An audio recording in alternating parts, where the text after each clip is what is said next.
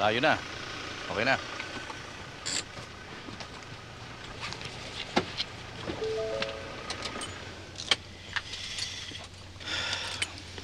Love. Hindi mo na dapat kasing pinuntahan si Farah. Sorry, I just wanted to check on her. O tapos, ikaw pa inaway. Ikaw pa lumalabas na masama. Sorry na. Okay, saka na. Huwag na natin pag-usapan si Farah.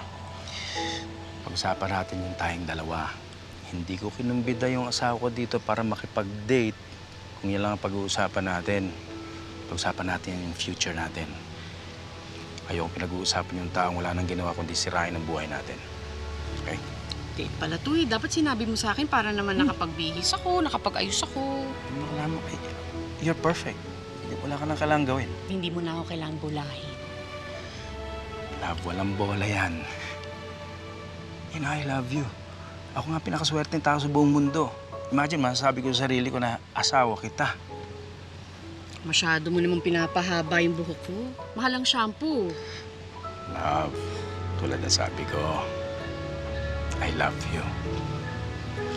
And there's nothing in this world can make me love you less. Tandaan mo yan.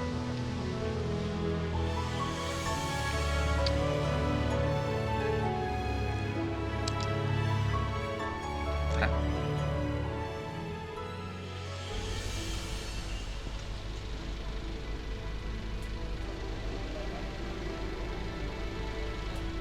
Tara, ma'am. Hindi na po kayo.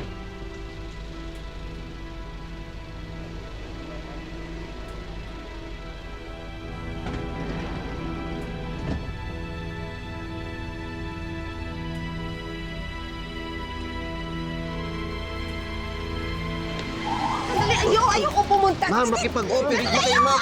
Makipag-operate na kayo, ma'am. Bitawan mo ako! Naiyak!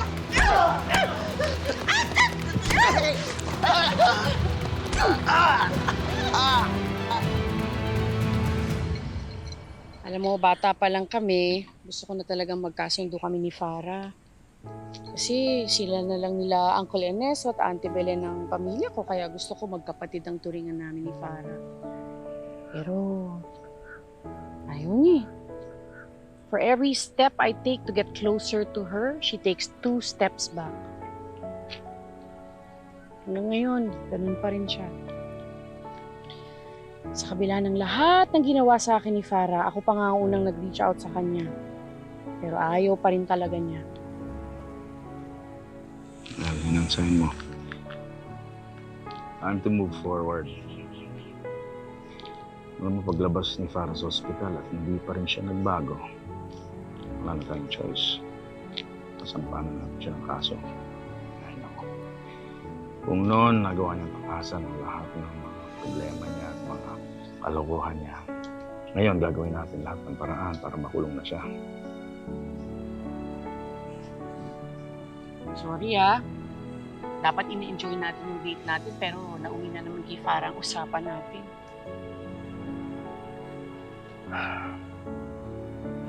Okay lang. Ano kaya? Umalis na lang tayo? Parang yung original plan natin lang. Iwanan na lang natin si Farah. Bahala na lang kung mangyari sa kanya. Gusto ko yan.